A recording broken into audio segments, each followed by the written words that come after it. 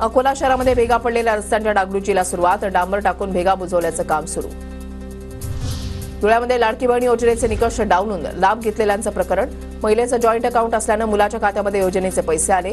धुळ्याच्या नकाने गावातील महिलेनं लाडकी बहीणचे पैसे परत केले. नंदुरबारच्या राजीव गांधी कापूस खरेदी केंद्रावर कापूस विक्रीला वेग. आतापर्यंत 71,000 क्विंटल कापसाची आवक. कापसाला मिळणारा 7,521 रुपये हमीभाव वाढवून देण्याची मागणी. नंदुरबार जिल्ह्यामध्ये वातावरणातल्या बदलामुळे कांदा पिकावर करपा रोगाचा प्रादुर्भाव. 10 दिवसांपासून रब्बी हंगामातील पिकांना फटका. नंदुरबार जिल्ह्यामध्ये नाफेड खरेदी केंद्र नोंदणी सुरू. सोयाबीन, मूग आणि उडदाची खरेदी केली जाणार. 15 जानेवारीपर्यंत नाफेड केंद्रावर नोंदणी करण्यासाठी मुदत. धुळे महानगरपालिका आयुक्त अमिता दगडे पाटलांनी केली व्यापारी संकुलाची पाहणी. संकुलातील समस्यांची पाहणी करण्यासंदर्भात व्यापाऱ्यांनी दिलं होतं निवेदन. लवकरच समस्यांवर तोडगा काढण्याचं आयुक्तांचं आश्वासन. धुळे तालुक्यामधल्या देवभानी शिवाऱ्यामधल्या शेतकऱ्यांच्या शेतामध्ये बहरली डेझी फुलं. डेझी फुलांना 70 ते 80 रुपये किलोचा भाव.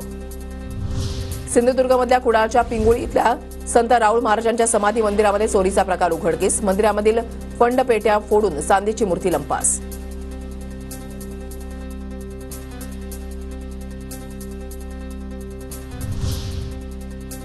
मोखाडा विक्रमगड भागामध्ये मातांचा मोठ्या प्रमाणात मृत्यू. जिल्हाधिकारी यांच्या उपस्थितीमध्ये अतितातडीच्या बैठकीमध्ये आरोग्य विभागाच्या कार्यप्रणालीचा घेण्यात आला आढावा.